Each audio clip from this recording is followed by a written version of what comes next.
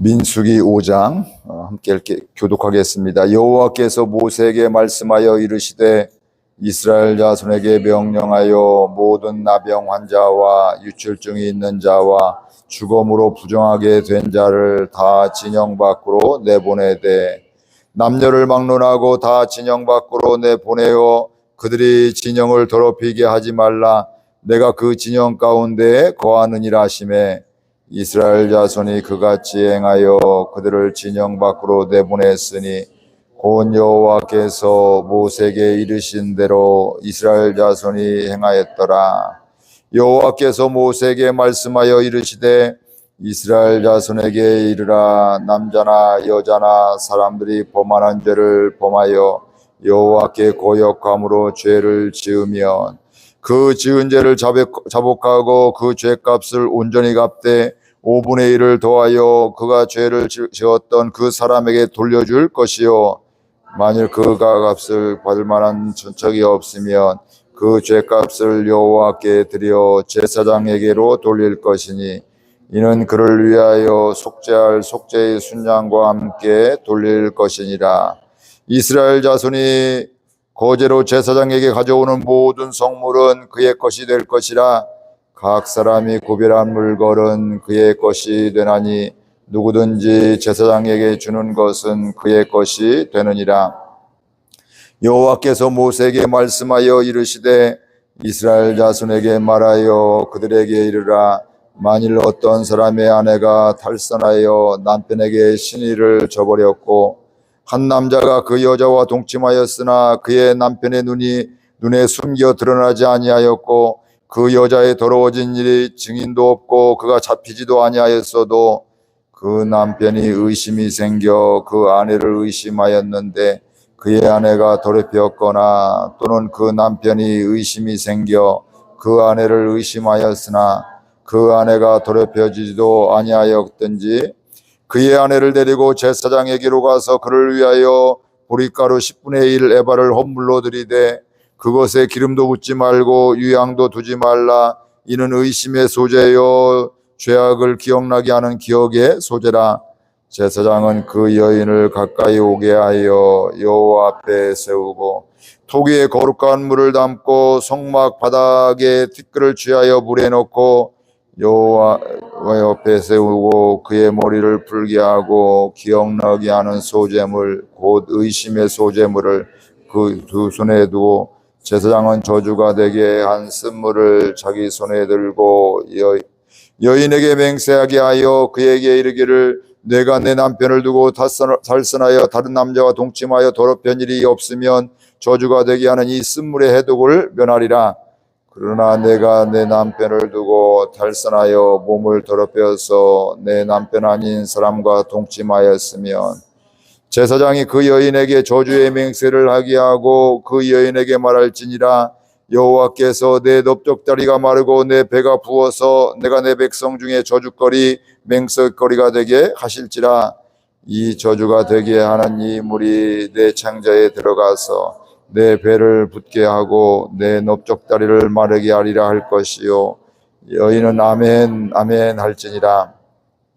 제사장이 저주의 말을 두루마리에 써서 그 글자를 그 쓴물에 빨아놓고 여인에게 그 저주가 쉬게 하는 쓴물을 마시게 할지니 그 저주가 되게 하는 물이 그의 속에 들어가서 쓰리라. 제사장이 먼저 그 여인의 손에서 의심의 소재물을 취하여 그 소재물을 여호와 앞에 흔들고 제단으로 가지고 가서 제사장은 그 소재물 중에서 한 움큼을 취하여 그 여자에게 기억나게 하는 소재물로 제단 위에 불사르고 그 위에 여인에게 그 물을 마시게 할지라. 그 물을 마시게 한 후에 만일 여인이 몸을 더럽혀서 그 남편에게 범죄하였으면 그 저주가 되게 하는 물이 그의 속에 들어가서 쓰게 되어 그의 배가 부으며 그의 넓적다리가 마르리니 그 여인이 그 백성 중에서 저주거리가 될 것이니라. 그러나 여인이 더럽힌 일이 없고 정결하면 해를 받지 않고 임신하리라. 이는 의심의 법이니 아내가 그의 남편을 들고 탈선하여 더럽힌 때나 또는 그 남편이 의심이 생겨서 자기의 아내를 의심할 때에 여인을 여호와 앞에 두고 제사장이 이 법대로 행할 것이라. 함께 읽습니다. 남편은 무죄한 것이요 여인은 죄가 있으면 당하리라. 아멘. 오늘 말씀에 보면 부정한 사람에 대한 어떻게 대해야 될지 또 말씀하고 있고, 그 다음에 죄에 대한 값이 얼마인지 이런 것들, 그 다음에 아내의 간통을 밝히는 이런 절차들에 대한 것들을 이야기하고 있습니다. 2절을 한번 같이 읽어볼까요? 2절. 이스라엘 자손에게 명령하여 모든 나병 환자와 유출증이 있는 자와 죽음으로 부정하게 된 자를 다 진영 밖으로 내보내되. 그러니까 율법에서 부정하다고 정한 것들, 이건 바로 뭐냐면 하나님 앞에 나갈 수 없는 이런 것들을 이야기하고 있거든요. 뭐 저 사람 나쁜 사람이야, 뭐 저 사람 뭐 방치하는 게 아니라, 이런 상태로는, 이런 마음으로, 이런 것으로는 뭐 전염병이 될 수가 있기도 하고 문제가 될 수도 있지만, 더 중요한 것들은 하나님 앞에 나갈 수 없는 이런 상황, 그때 진영 밖으로 내보내라, 이렇게 말씀하고 있는 것들입니다. 그러면서 부정한 자들을, 하나님께 나올 수 없는 자들을 그곳에 와서 그 진영을 더럽게 하지 말아라, 이렇게 말씀하고 있는데, 그 이유를 그 뒤에 분명히 이야기를 하고 있죠. 우리 3절 같이 읽어볼까요? 남녀를 막론하고 다 진영 밖으로 내보내어 그들이 진영을 더럽히게 하지 말라. 내가 그 진영 가운데에 거하느니라. 하나님이 그곳에 거하시기 때문에 하나님께 나올 수 있는 그런 모습 가지고 나와라. 물론 오늘 우리는 누구든지 주의 전에 달려 나올 수가 있습니다. 근데 중요한 건 이곳에 와서 뭐 해야 될까요? 하나님이 받으실 만한 이런 마음과 우리의 모습과 태도와 또 우리의 또 이런 것들을 우리가 드리는, 하나님 받으실 만한 이런 것들이 굉장히 중요함을 알 수가 있습니다. 어떤 모임에도 부득이하게 온 경우하고, 뭐 누구든지 다 사모하면서 즐거우면서 기뻐하면서 축하하면서 오는 경우도 있고, 또 체면이나 또 이런저런 관계 때문에 억지로 오는 경우도 있잖아요. 그게 때로는 우리 눈에는 보일 수 있고 안 보일 수도 있는데, 중요한 것은 함께 하나님 앞에 나올 때도 충분히 그럴 수가 있다는 거예요. 근데 그때 중요한 것은 하나님 보시기에, 그러니까 사람이 뭐 이렇게 차별하듯이 이런 것들은 아니고, 하나님 보시기에 해결해야 될 것 해결하게 오게 되고, 치유받고 오게 되고, 때로는 전염되지 않도록 하게 되고, 이런 하나님의 복합적인 하나님의 이런 마음들을 알게 되면서 그 하나님이 기뻐하시는 마음을 갖고 오는 게 굉장히 중요하죠. 그래서 우리가 예배를 드리면서도 그런 이야기를 할 때가 있는데, 저분은 믿음이 참 좋아. 근데 왜 그러냐면 1년에 한 번도 예배를 안 빠졌어, 이러면서. 물론 그러면서 믿음이 좋은 분도 있지만, 사람이 좋아서, 성품이 좋아서, 성실해서 1년에 한 번도 안 빠질 수도 있죠. 그러나 믿음 없이 앉아 있을 수가 있고, 와서 딴 생각할 수도 있고, 와서 또 불신앙적인 이런 생각들을 할 수도 있습니다. 우리가 뭐 쉽게 판단할 수는 없지만, 더 중요한 거 제가 강조하고 있는 거 바로 뭐냐면, 하나님 앞에 신실함으로, 사랑함으로, 감사함으로, 또 하나님의 이곳에 함께 하심을 믿으면서 우리가 나오는 것, 그것이 더 중요함을 알 수가 있습니다. 그러니까 우리는 하나님의 자녀인데, 중요한 것은 하나님의 마음을 알아야 되죠.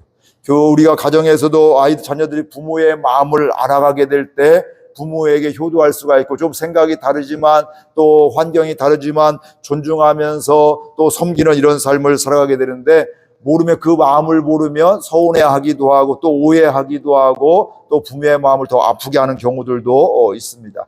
즉 우리들도 하나님 앞에 그럴 수가 있다는 것들이죠. 하나님을 잘 알지 못하면 내 방식대로 열심히 하게 되면 하나님과 상관없이 갈 수도 있다. 왜냐하면 내 방식대로 하면 세상의 방식들이 많이 있기 때문에, 나도 모르게 세상의 방식들이 가치가 내 안에 있기 때문에 하나님과 상관없이 이렇게 나아갈 또 일을 하고 또 사역할 수가 있고, 그렇게 또 우리가 신앙생활을 할 수도 있다. 그래서 우리가 하나님을 더욱더 알아가는 게 얼마나 중요한지 오늘 말씀을 통해서 알 수가 있습니다. 그러면서 또 중요한 건 바로 뭐냐면, 하나님이 이곳에 계시다. 이걸 늘 기억하는 게, 그럼 우리의 삶이 달라지게 되죠. 우리 가정에 하나님이 거하시다. 심지어는 내 안에 성령이 계시다. 이거 그냥 뭐 주문하듯이 외우는 게 성경에 그렇게 나왔잖아요. 그래서 세상 끝날까지 내가 너와 함께 할 것이고, 심지어는 우리가 하나님 날 떠난 것 같은데, 버린 것 같은데, 날 미워하신 것 같은데 이런 마음이 들 수도 있는데, 그럼에도 불구하고 하나님 우리를 떠난 적이 한 번도 없고 버린 적도 없고,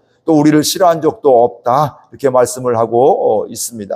그래서 우리가 하나님을 어떻게 알고 하나님을 의식하고 인식하며 살아가는 것이 우리의 또 다른 신앙생활을 우리의 삶 가운데 풍성한 삶을 살게 되고요. 그렇게 되면 나 이렇게 뭐 하나님 말씀 잘 순종하는 것도 있지만 더 중요한 건 바로 그렇게 살아가다 보면 내 삶 가운데 우리의 또 모든 삶의 자리에서 하나님이 일하여 주시고 하나님이 기뻐하시는 삶을 살게 되는 것이죠. 그러니까 하나님이 여기 함께 계심을 알게 되니까 하나님이라면 어떻게 하실까? 하나님이 기뻐하시는 뜻은 무엇일까? 이런 상황 속에서 하나님이 원하시는 건 무엇일까? 이거 생각하면 우리가 그 행동도 반응도 달리 할 수밖에 없습니다.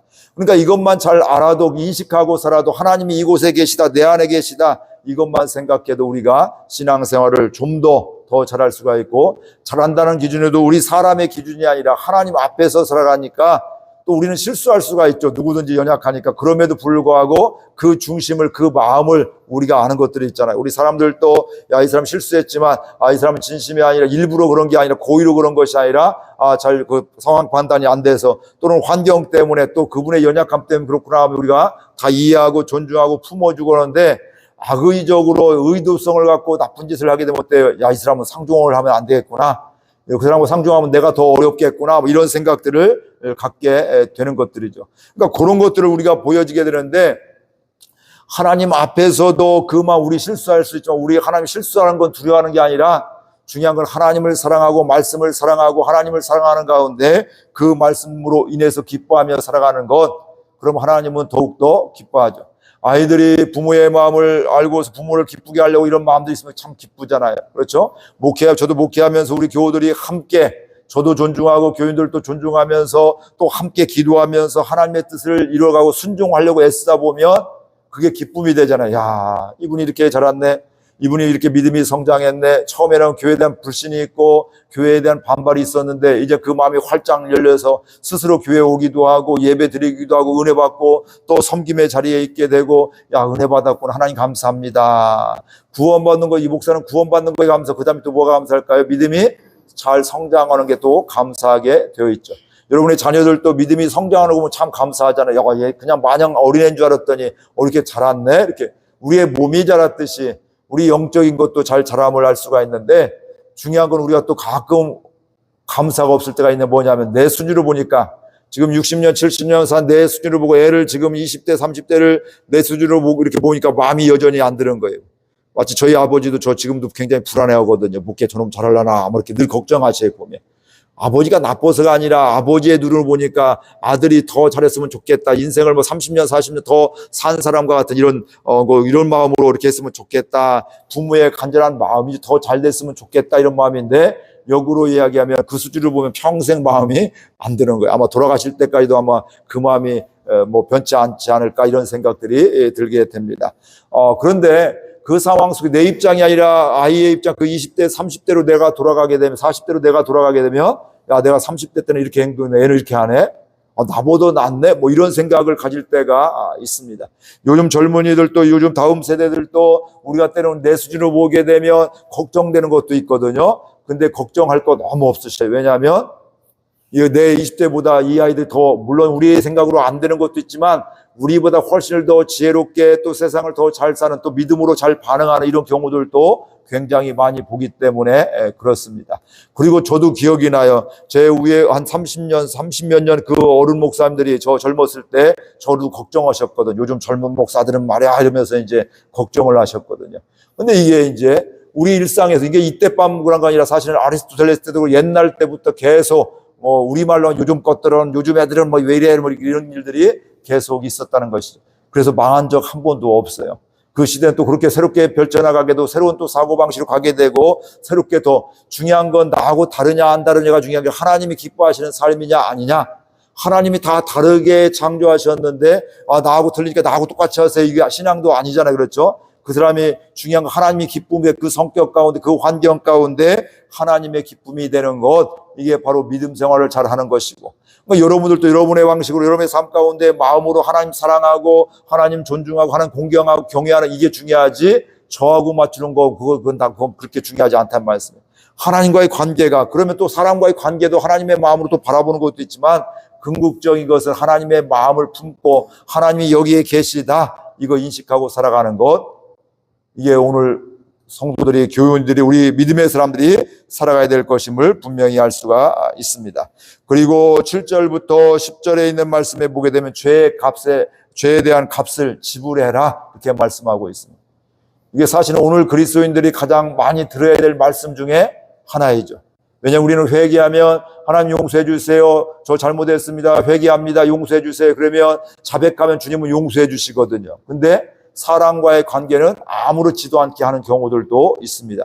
심지어 오늘 여기 죄에 대한 것은 남의 것을 훔쳤어요, 남의 것을 상해를 입혔어요, 남의 손해를 입혔어요. 그럼 우리는 미안해, 이런 얘기만 해도 요즘에는 참 괜찮은 사람 같아. 인정하고, 아, 미안해, 내가 실수했어, 내가 이렇게 그러면 당연히 도와줘야 돼, 갚아줘야죠. 근데 보통은 미안해하고 끝나는 경우도 있고, 또 다른 경우는 뭐냐면 아예 미안하다는 얘기를 하지 않을 경우도 있고. 근데 하나님은 뭐라고 하냐면, 이 말씀은, 율법은 뭐라고 해요? 내가 남에게 손해를 입힌 것에 5분의 1, 20%를, 그러니까 10만 원이면 2만 원을 추가해서 12만 원을 갚아라, 이렇게 말씀하고 있고, 심지어 그 사람이 없다든지 그 친척이 없으면 누구한테가 제사장에게 드려야, 이건 바로 뭐냐, 하나님 앞에서 그 사람이, 보이는 사람이 없으면, 그 해결할 사람이 없으면 하나님 앞에서 해결해라, 이렇게 분명히 말씀하고 있습니다. 근데 오늘 요즘에는 이게 굉장히 무뎌졌죠. 인정도 하지 않을 뿐만 아니라 남에게 피해를 주고서도 그걸 갚지 않는, 해결하려고 하지 않는, 나 이미 하나님 앞에 해결받았어, 나 회개했어, 이제 끝이야, 이러면서 끝나버리는 이런 안타까움들이 있죠. 근데 하나님과 회개하게 되면 그 사람, 아프게 했던 사람들 어때요? 그분한테도 용서를 구해야 되죠. 내가 잘못했기 때문에 이런 일이 있었습니다. 물질적인 손해를 입히면 뭐 해야 돼요? 더 얹어서도 더 갚을 수 있는, 이게 바로 하나님의 마음이다. 원래 그런 거 하지 말을 뿐만, 혹시 실수할 수가 있는 그런 것들은 갚는 게 정상인데, 요즘에는 갚지 않는 게 정상이 되어버리는, 인정하지 않으면 끝이 되어버리는 이런 시대가 되었는데, 오늘 우리는 하나님 앞에서 하나님과의 관계 가운데 회개도 하지만, 그 사람에게 또 어려움을 있다든지 오해를 했다든지 그를 힘들게 했다든지 손해를 끼치면 그걸 또 갚을 수 있는 이런 은혜가 있을 수 있기를 바랍니다. 이게 사람의 기본적인 양심이기도 하는데, 요즘에는 이 양심도 다 팔아먹는, 없어지는 이런 시대가 되었는데, 특히 교회 안에서 나 회개했어, 이런 일들이, 나 하나님께 회개했어, 그러니까 당신 상관없어, 나 문제 해결 받았어, 이러면서 이 사람은 지금 상처 가운데 힘겨운데 이 사람에게 용서 구하지 않고, 이 사람에게 또 회개하지 않고, 이 사람에게 또 갚을 거 갚지 않는 이런 경우들도 있다, 이 말씀이죠. 그러니까 그건 정상이 아니다. 하나님이 기뻐하시는 게 아니다. 남의 손해를 끼쳐서도 안 되면 어때요? 그렇다면, 실수에 그렇다면 갚을 수 있는 이런 것들, 꼭 돈이 아니라 우리가 또 다른 사람의 마음을 아프게 한 거 있으면 죄송하다고, 미안하다고 얘기하면서 또 기도하고 손을 내밀기도 하고 진심으로 사과하기도 하고, 그리고 다시 그렇게 하지 않으려고 하는 이런 것들, 이게 바로 믿음의 사람의 모습임을 알 수가 있습니다. 그래야 우리가 관계가 더 좋아지지, 악의적으로 자꾸 잘못을 하고도 인정도 하지 않고, 네가 잘못이라고, 또 나는 잘못이 없다고 너 용서를 구하지 않고 이러면 어때? 그 다음에 관계가 깨질 수밖에 없고, 그렇게 공동체가 교회 안에 또 그렇게 모여들게 어떻게 될까요? 교회가 시험에 들게 어려움을 당할 수밖에 없고, 세상에 빛을 드러내는 것이 아니라 빛과 소금의 역할을 감당하는 것이 아니라 오히려 악취가 나게 되고, 믿는 사람들이 더해 이러면서 오히려 복음도 더 닫히는 이런 일들이 있어지게 되는 것들이죠. 그러니까 우리가 늘 오늘 말씀을 통해서 하나님 앞에서 살아가는, 또 하나님의 마음 가지고 특별히 하나님께 회개할 뿐만 아니라 사람과의 관계가 엮여 있으면 그런 것들은 갚을 수 있는, 또 사람에게도 용서를 구할 수 있는 이런 은혜가 오늘 있을 수 있기를 바랍니다. 그러면 그 공동체는 아름답게 이루어지고요. 이 땅 가운데 우리나라도 외국도 부흥운동이 일어날 때 보면, 가만히 보면 그 시작점은 뭐냐면 회개 운동이 일어나게 돼, 회개가 일어나게 될 때 부흥이 일어나게 되죠. 내가 이런 죄를 졌습니다. 남의 걸 착복을 했습니다. 무슨 문제를 일으켰습니다. 내가 이거 갖겠습니다. 삭개오도 그렇잖아요. 이런 것들 보면 믿음의 은혜 받을 때 보는 그런 것들을 해결하게 되어 있습니다. 그게 마음에 찜찜함이 없고, 이걸 해결하지 않으면 이게 좋을 리가 없어. 이걸 해결하는 건 실제로 갚고 또 해결하고 또 그 문제를 또 해결해 나가는 이런 것들이 바로 믿음의 길이다. 오늘 우리가 그런 삶을 살아갈 수 있기를 바랍니다. 그래야 가족 간에도, 형제 간에도, 교우들과의 관계 속에서도, 또 이웃과의 직장 관계 속에서도 좀 더 아름다운 관계, 더 존중하는 관계, 더 신뢰가 쌓여지면서 더 함께하고, 때는 어려움이 있으면 갚아주고 또 함께 도와주고 기도하는 이런 관계가 되지. 우리가 신뢰가 깨져지게 되면 그 사람 상대를 하지 않게 되고 피하게 되고, 뭐 사람 다 피해를 보면 그렇게 될 수밖에 없잖아요. 그래서 우리가 더 아름다운 공동체를 세워가는 저와 여러분들 될 수 있기를 바라고요. 개인적으로도 혹시 우리는 연약해서 실수한다 할지라도 그걸 당연하게 여기지 말고 용서도 구하기도 하고, 또 손해를 끼쳤으면 또 갚고 또 해결하는, 그것도 하나님과 같이 더 얹어서 할 수 있는 이런 마음들 있을 수 있기를 바랍니다. 우리 말씀 생각하면서 함께 기도하겠습니다. 하나님 아버지, 은혜와 사랑을 감사드립니다. 오늘도 저희들 주께서 사랑하여 주셔서 주의 은혜 가운데 거하게 해주시고 또 하나님이 인도해 주셔서 감사드립니다.